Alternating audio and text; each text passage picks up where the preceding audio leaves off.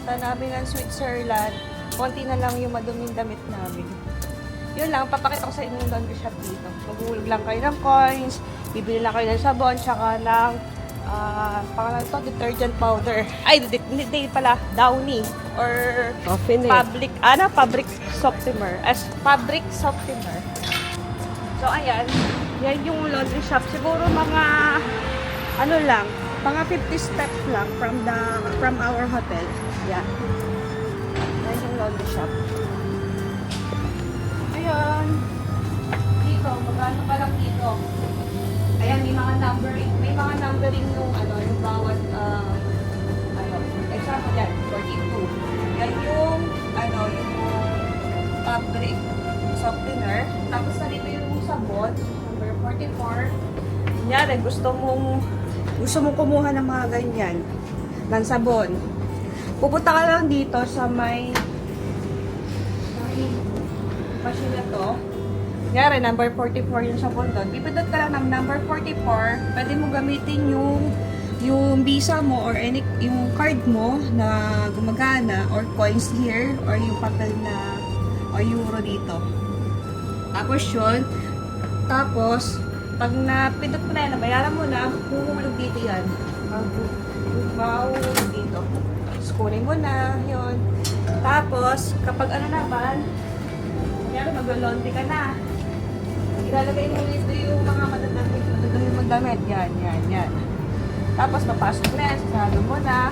Tapos, dito mo ilalagay yung fabric softener mo. Tapos, dito yung sabon sa gitna. Tapos yan, mamimili ka lang dito kung anong gusto mo set.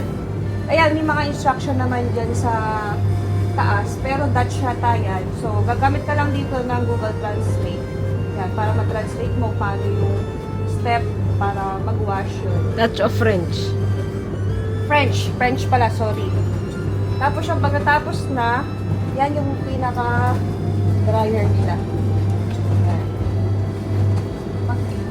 Magkano na po? Ano na dito? Yung lahat-lahat. May mga 10 euros pa. Parang, no? Dalawang salang tayo, no? Yun lang naman. Tapos ito, pwede mo gamitin to. Tapos na tayo. Ha? Natapos na. Ayun. Sorry, minum ako. Tapos yan. Kukunin mo na. Number 28. Ayan yung nabahay namin sa sobrang namin. Pinagsama na namin. Hindi naman na siya may paa. Tuyo. Tuyo siya, mainit. Kaya lang hindi siya ganun kabango. Pero okay na rin siya. Hindi na siya amoy pawi. Ayan, mabango siya. Huwag mo isa-isahin. Yun lang. So, asa na yung plastic natin? Hello guys! This is our third day here in Paris. So, unang destination namin is the Arc de Triomphe ba to? Ayan na siya, oh. Nakikita ko na siya. Ayan na siya. Sumisilip na. Charan! Ayan siya, oh. Ganito pala siya kalaki. Tapos may nagtitinda ng crepe dito sa labas, oh. Ayan, oh. We will try it later. Ayan, may pa-crepe pa sila. Tapos, ayan yung Arc de Triomphe. Ewan ko paano i-pronounce yun. Basta may problema ako sa pronunciation. Ayun, napakalamig niya yun dito. Ganyan pala siya kalaki. Ayan, no? Ayan, guys, no? Ang laki niya. Tcharan! Yan na pala yan. Ang dami sasakyan, no? As in, pag pumunta ka dyan buhos buhay. Dati nakikita ko lang yan sa Boulevard Road sa Riyadh. Our crepe. She's making our crepe here in France. In the front of Arc de Triomphe. Ayan siya. Sunog na, besh. Ay, kinamay niya lang, besh.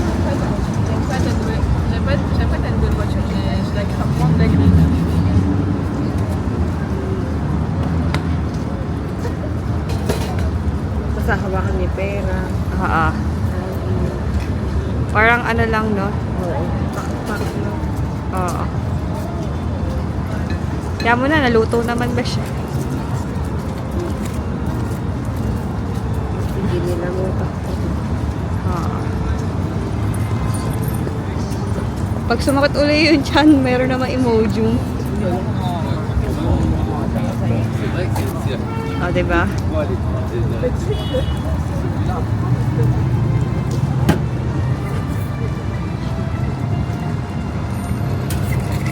Diba? It's done. We're eating the first crepe Pakita here mo in... muna. Yeah, stop. Kasi ang banana lang siya. Oh, sige. Ito yung unang crepe namin dito sa France. With with kamay of ate. Yung parang bread na kakain ko.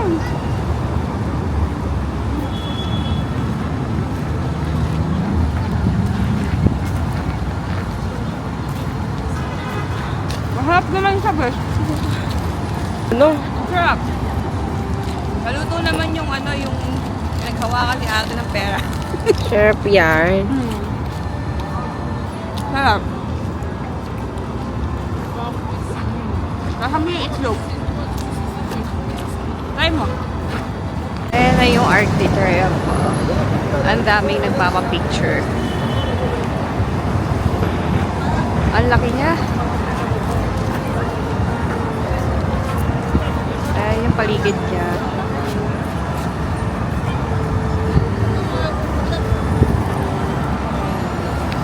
Hello guys, diyan kami dumaan sa may underground tunnel papunta dun sa Arc de Triomphe. Ayan, paglabas ng tunnel, makita ko na siya. Napalapitan. Ayan, daming tao. Ayan siya. Ang laki niya. Ang huge niya.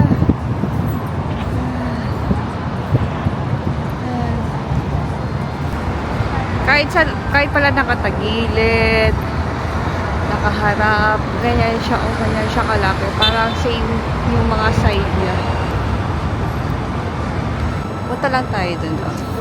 Tingnan natin dun. Ang ganda ng architecture, no? Kailan kaya ito binuo? Wala akong trivia, besh.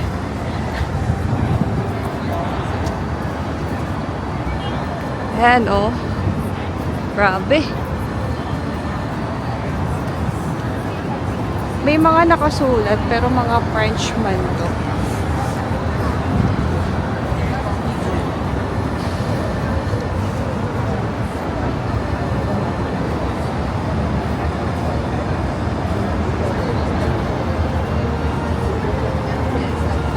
Tapos, ayan, oh. May mga nakasulat dito. Ayan. Ano kayo mga nakasulat na yan, no? Ay, yung mga veterans, no? Hello, guys! Nandito na kami sa Eiffel Tower, kaya lang ang lakas ng ulan. So, dahil Pilipino kami, meron kaming payong. Ayan. Tapos yan, naiihi na kami. Yan, iihi kami dyan sa may toilet na ano. Maliit lang siya, pero malinis naman. Yan. Free naman siya. Guys, dyan. Pumasok kami dyan. Tapos, ayan na yung Eiffel Tower. Charan! Ayan. Daming umaakyat. Ayan o. Parang mga langgam umaakyat sa taas. Ayan o. Ayan. Umaakyat. Pwede din naman mag-elevator dito sa may Eiffel Tower. Kaya lang parang mas mahal yata ang bayad. Ayan yung gitna niya, oh. Ayan, charan! Ang laki niya, oh.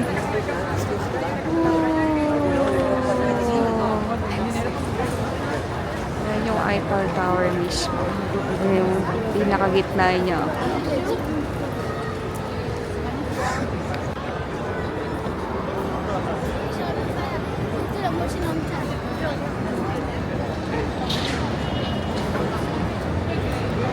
pinaka-center na Ipar Tower. Oh. Ayan, oh, ayan.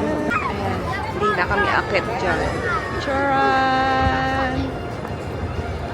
Ayan, oh. Hello guys, ayan oh, may mga restaurant dito sa may malapit sa Eiffel Tower. Tapos bumili ko ng beer, ayan oh, beer. Tapos ayan oh, umilaw na ang Eiffel Tower oh. Pero gusto ko yung mga, yung nagtitwinkle-twinkle. Ayan oh, taran! Tapos ayan yung mga resto.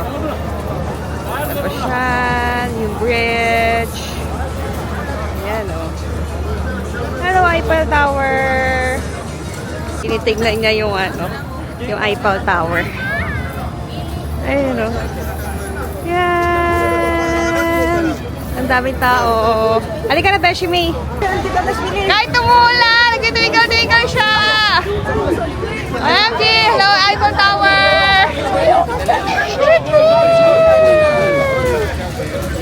Naka-post ka?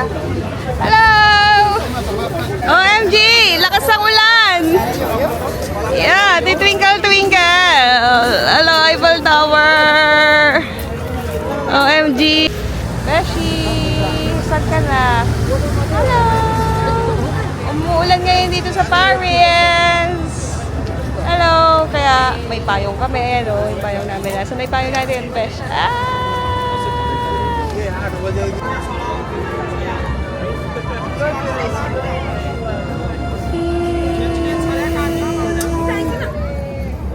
Ayan, nag-ilaw na uli siya. Guys, it's already 8:05 in the evening. Ayan, oh. Tapos na mag-blink yung Eiffel Tower. Uwi na kami. Ay, hindi pala. Pupunta muna kami dun sa mga street, dun sa malapit sa hotel. Kakain kami sa mga restaurant doon. Magpupuntrip kami dalawa. Hello, Beshi! Dami tao!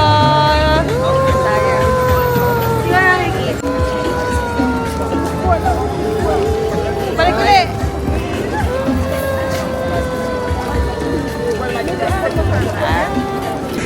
Hello guys!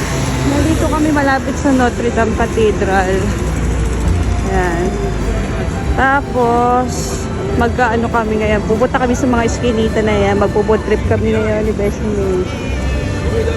Maghahanap kami ng masarap na restaurant diyan sa gawin na yan. Maghahanap kami ng seafoods. Ayan o, ang daming restaurant dyan sa gawin na yan. So, maghahanap kami ng makakainan dyan na may seafoods. Basta ito yung gusto ko oh. Ayan o. Yung may mga bar dyan, pwede kang mag-inom-inom. Tapos ayan yung mga pagkain. Basta may may raclette na gusto mo. Ayan. May mga street. Thank you. Ayan. Basta dyan yung mga restaurant dyan sa gawin na yan. Ang daming restaurant. Macrib. Ayan mga bar yan. Guwapo ah. Ayan oh, mga bar. Basta ba yan ang gusto mo? Ayan oh, mga beef, steak. Ayan oh, sarap. Nanood sila ng concert. Ayan oh. Parang kami lang ang Pilipino dito.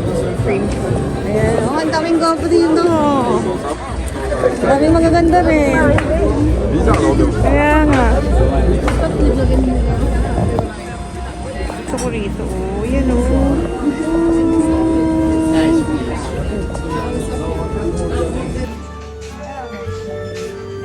Nakakain kami ngayon sa pasalang pagkain.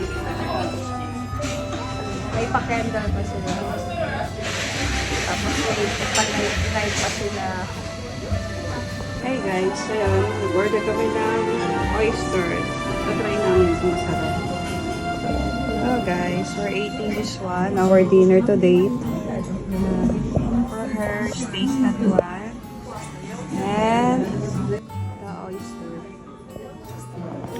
ano guys, hindi pala uso dito ang kutsara sa Paris. Tinagir lang ang pangkain mo yan, no? Masarap din tong chicken niya. Gusto mo try? Sabi ni Beshi may kahit pinag daw sila magkita lang. Sobrang bulas.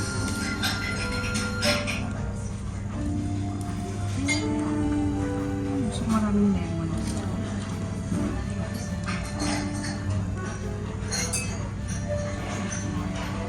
MG. Patakot ako ah. Ayoko na. Ganito na yan.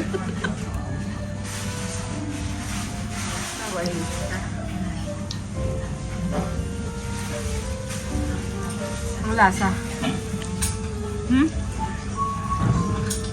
Hindi ko maintindihan kahit di na rin kami makita na to. Besh.